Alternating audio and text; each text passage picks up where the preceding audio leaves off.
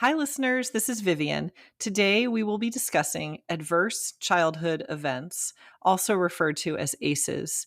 This will be a two-part series interviewing Dr. Cathy Parrish to specifically discuss parenting children after the death of a parent.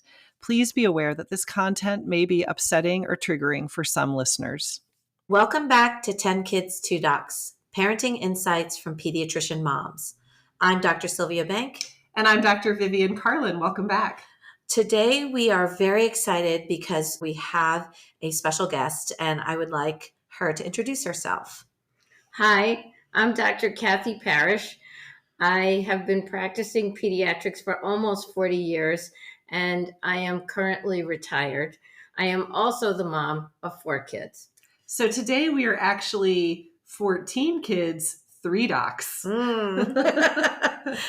So today, our episode today is going to be dealing with the topic of parental loss. Yes, this is part 2. So previously we had a really thoughtful, honest, thought-provoking discussion about parental loss through the eyes of Dr. Parrish, who has experienced that herself with the loss of her husband when her children were very young.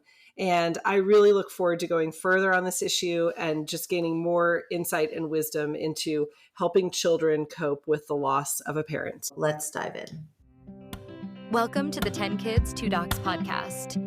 Seasoned pediatricians and longtime friends, Sylvia Bank and Vivian Carlin have counseled thousands of parents and are raising 4 and 6 kids, respectively. Join these doctor moms as they incorporate fun and their combined wisdom and experience to share parenting insights for anyone looking for practical and trustworthy guidance. Please note that this podcast is not intended to be a substitute for professional medical advice, diagnosis, or treatment from your doctor. So I'd really like to hear from you, Cathy, how you counsel parents.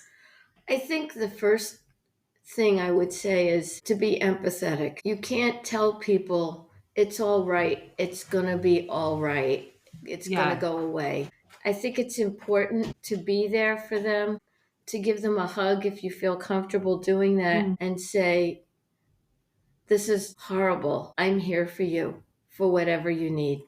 However I can help, I'm here. That's the gift we can give people, our time, listening. They need a safe space where they can say, I'm not coping.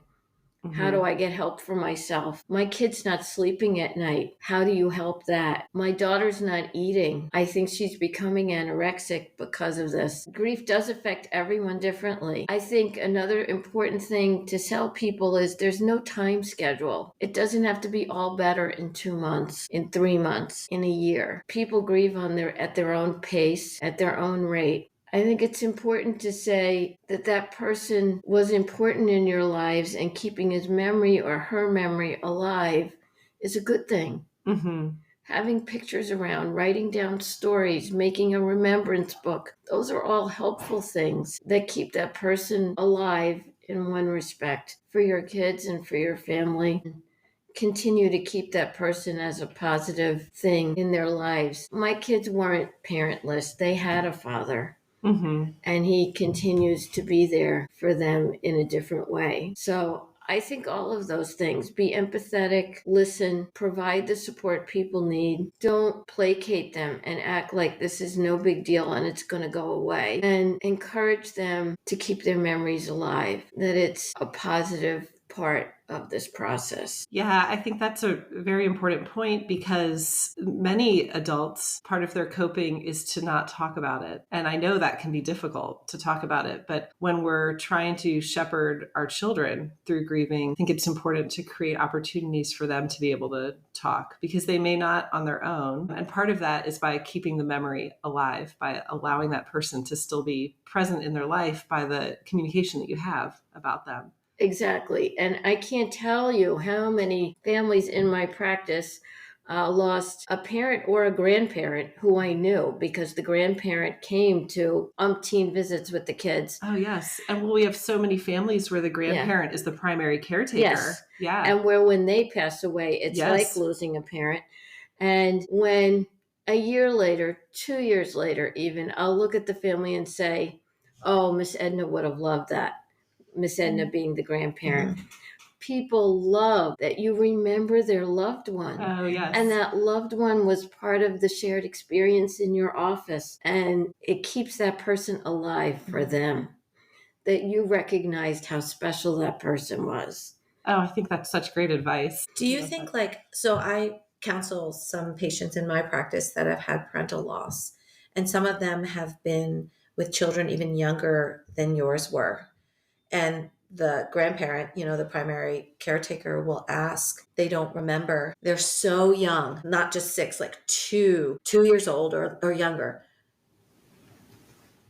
Do we even, should we move on? Or do we even, how often, do we even talk about their mother? I can't talk about her without crying myself. Is that healthy for my toddler to see me talking about their mother and crying all the time? This is the type of question sometimes I get. So for toddlers, I think that crying would be very upsetting just because they don't understand it at all, right? When a toddler sees a parent upset, they think they should be upset and they start to cry. So I think the crying part, till you're past the point where you can talk about them without breaking down, I wouldn't do that in front of a toddler. Okay. Because it will set them off and they won't know why they're crying. But on the flip side, having pictures around, and as they grow up, this was your dad. And I remember when he did that, when he was your age. I remember when he was in first grade and he didn't like math, right, or whatever, or this was your mom and she would have liked that dress on you. I think bringing those things up makes the fact that there was a parent real for kids. And I think that's so important. They weren't abandoned. Right. They weren't orphaned intentionally. They weren't parentless. They had a parent that loved them, that left before they wanted to in all likelihood. So kids need to know that. That's different than my dad left when I was 2 and I don't know who he is, and no one does. That's a different kind of loss that leaves a different kind of scar. And so I do think, yes, you want to talk about that parent in the most positive way.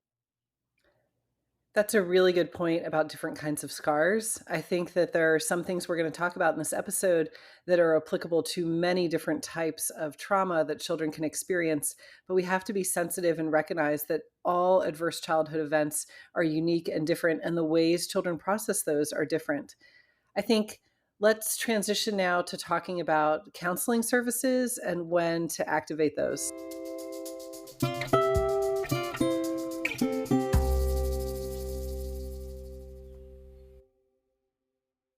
I have a question about your advice in seeking mental health services for children. When is it necessary? Do you always advise it after they've had parental loss? At what age? When would you advise parents to get them linked in? So in general, much the same as in any situation where I advise mental health, when the child isn't coping on a day-to-day basis and the parent is looking for help with how to get them coping better, less anxious, less angry, functioning more like themselves in school, not beating up friends, all those kinds of things. Those would be the points at which I would recommend they get some mental health. And I, at that point, might even remind them that this could relate all the way back to when their dad passed away a year and a half ago.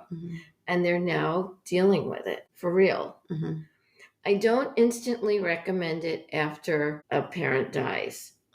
Someone did that for us, and we wound up at a grief session for kids that had lost, most of them had lost their parent to cancer, which was not our experience. That's a much different, it's a very significant loss. I don't want to minimize it, but that's a loss that becomes anticipated over a long period of time, which is different than waving goodbye to your dad in the driveway in the morning and him never coming home again. And that's why the cancer grief is so different. That whole thing, no goodbye. Yes. For me either. Yes. That part. it's still not good. Yeah. I can tell you all these years later, that's still like, there are all these conversations we would have had in my head. Like to prepare. Mm-hmm. Yeah.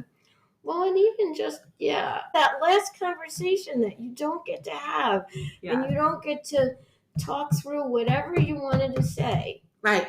And have him say to you, I will always love you. Right. Which is all you really need to hear. Right. Yes. Well, and that was like, here we are. We moved. We had been here 3 years when Bruce died. And I kept my kids in Catholic school. It's crazy. Because we're doing what we're doing. Imagine if he could have said, it's okay if you don't keep them in Catholic school. It Or would if have he, changed your life, your parenting. Or if he had even said, now if they do Catholic school, fine. If they do public school, it's great. But no. They're not there to change the trajectory. Yeah. Yes. So we did the trajectory that had been preordained. Yes. Yeah. Totally. Same so thing. That's really hard. It is very hard. And so it was not helpful for my kids. And going forward, I never recommended grief counseling of that variety until somebody really needed it. And it was helpful for my kids to go to therapy years later when they were ready. Yeah. Because that's when they really needed help. As in particular, as young guys, like my twins were 6, they were absolutely fine through middle school. And then all of a sudden, where's my dad? Why isn't he here? Why did he have to die? Why do I get to be the one who doesn't have a dad? Why didn't you go find someone and marry them, Mom? Good one. Like I have time for that, practicing full time and raising 4 children. So I think therapy is always the most valuable when you need it. Yeah. Not just because, you've had a trauma, let's go to therapy. Well, often you're not ready for it then. I love this answer because one of our missions with this podcast is to empower parents to feel confident, to know themselves, know their children, and make decisions based on what they think is best for their family. And I agree with you. I mean, first off, that we know about grief, people are ready at different times. And that time that you describe of, maybe not crying at the funeral, like you described, Sylvia, where you're in shock, that lasts for a different amount of time. And that's not the time necessarily to be in counseling. I also am very sensitive to, I think in the medical profession, we have to be careful about putting too much on parents to imply, to be a good parent, you need to start grief counseling. Actually adding that one appointment a week, maybe the straw that breaks the camel's back. I mean, there's so much on their plate already. So I really want us to be able to empower parents to make a decision that's best for them. And I just love what you said, because sometimes that grief counseling is most effective and important later on. And you recognize that because you know your child best. Is there anything else that you want to add to this episode? I would just say, remember that becoming a single parent on very little or no notice is a tremendous stress on the parent as well. And don't forget, when they come in for checkups with their kids, even if it's at the end of the visit, to say, how are you doing? Mm-hmm. How's it going? What do you do for yourself? It only takes a minute. And I've had some amazing conversations with people over the years and gotten them some help when they needed it because I asked that question. It is really difficult. It's difficult to be a parent in 2025, but to be a single parent means every decision you make that's important, you make by yourself. Every single one, right down to the silly things like what's put in the lunchbox, and right up to, what am I going to do? I found marijuana in the kid's car. Or what am I going to do? My kid's failing. Or what am I going to do about which college to send them to because I can only afford one and they want to pick all these other ones. There are a lot of decisions people make by themselves. Asking those questions at the end of the physical gives them a chance to run something by you. Mm-hmm. That they might not have otherwise. And it might be something simple, but you've helped them because they got somebody else's opinion who they trust. Right. Remember, parents trust you too. They really do. And you're there for them as an ongoing partner in this relationship, taking care of their children with them. And that's so valuable to them. I will also point out, Cathy, that when you talked about what good comes out of parental loss and the closeness that your family has, I would also say that I think there's probably a lot of ways it's made you a better pediatrician. Just hearing you talk about your empathy for your patients is very, very meaningful. And I wanted to take a moment to thank you for coming on our show, and your storytelling and your honesty. It means a lot to us that you believe in our show and are willing to, really help try to reach people here. Thank you. You're welcome. Okay, so Sylvia, this has been just a really great discussion that we had with Dr. Parrish. And now that interview is over, this is time for you and I to just come back and reflect on some of the things that we talked about and maybe give some summary points. Yeah, so why don't we see what the American Academy of Pediatrics recommends? They have a mental health minute, which we've described in the past, is a resource that they have for pediatric providers. And it's talking about supporting the grieving child and family. And some of the take-home points of their mental health minute is that 5% of children experience a death of a parent. 90% of children experience the death of a close family member or friend, grandparent, family member, aunt, uncle, or friend. And bereavement has a significant and often long-term impact on a child's learning, their social and emotional development, their behavior and adjustment.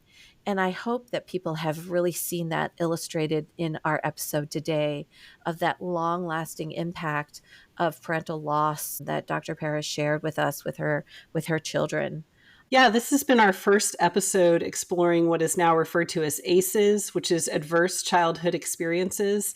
Those include physical abuse, emotional abuse, sexual abuse, domestic violence, parental substance abuse, mental illness, experiencing suicide or death, and then crime or imprisoned family member. And I think that a lot of the principles we discussed today are applicable to many of these different traumas that children can experience. I really liked the point about how grief is different under different circumstances and for different people and different children. And I think that's why that makes this hard to discuss, is that it really looks different for everyone and circumstances are so different. Yeah.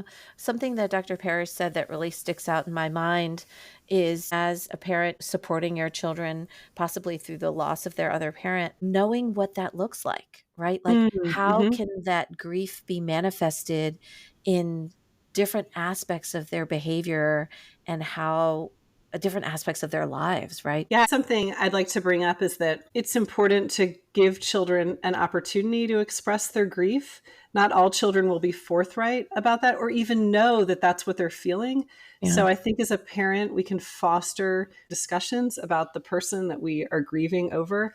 I think it's also important to remind our children that it is good and normal to grieve, right? Yeah. When they're sobbing, when they're stressed and they don't understand why, it's normal to remind them that this is good because it just shows that you love that person so much. And that's a very, very good thing and will always be part of who you are. I think it's also an opportunity to give children a chance to ask questions. We didn't get to this on the episode, but particularly with toddlers and young school-age children, they can be prone to really questioning and maybe even feeling some guilt, like trying to understand the circumstances in ways that we take for granted as adults, and having a open conversation where they're allowed to ask questions that may even seem silly, right? Kids will come up with questions about death that we don't even think of, but that, any question can be asked so that we can reassure them, we can explain the process. There are some children that internalize such as like, well, what if I had done this differently? Would this not have happened? Was it because I was bad yesterday or whatever? If we don't give them those opportunities to ask those questions, we may not know that they're wrestling with it. Yeah. And in addition, when you're answering those questions, to be honest, to just use the words as they truly are, to answer as truly as you can as parents, because classically parents feel the need to maybe shield or protect their younger children's emotions. But I think the truth is really how you should be answering those questions. Yes. Yeah. And then sometimes when the answer is, I don't know, it's okay as a parent to say, I don't know, I'm not sure, right? Yes. I also think it's good and okay as a parent to let your child know that you grieve as well, that you cry, that you miss them, that these things remind you of them, that you're also grieving. Having gone through, the experience of losing a parent as a teenager, I have counseled a lot of friends and patients about when they have suffered a loss. And one of the things that I want to share with our listeners, that I share with a lot of people, is that even though it was very difficult and very tragic, right? It is something that was difficult for me to overcome as a child. I feel like having overcome and successfully moved on from my parental loss has really made me a much, much stronger person.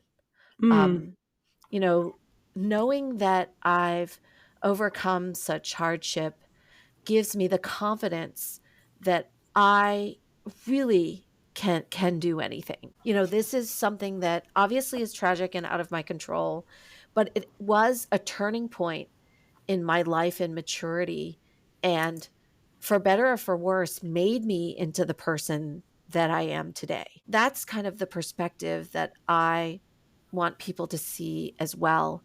In maybe if you're experiencing a family, or in your family you've had parental loss, or if you're counseling someone that has gone through that, there is that space to grow from something that has been so tragic. I also love her advice that she was talking about to continue the memory of the deceased parent, to bring them up in conversation, to remind their children or tell them new stories of their parent that they don't know, to kind of keep them alive in the household through storytelling, and to not make talking about the deceased parent taboo, right? Yes. Yes. Okay, well, I really appreciated this topic and this discussion. I feel like it got me thinking about a lot of things. It gave me a lot of thoughts on how to counsel patients. And I look forward to talking about different adverse childhood events in the future. Yeah, this is 10 Kids, 2 Docs. I'm Dr. Sylvia Bank. And I'm Dr. Vivian Carlin. We'll see you next time. See you next time. Thank you for listening to 10 Kids, 2 Docs, hosted and created by Sylvia Bank and Vivian Carlin. If you enjoyed this episode, please subscribe and recommend our podcast to other listeners. Visit our website at 10kids2docs.com, where you can find links to social media and leave comments or suggestions. Back next week with more topics in parenting.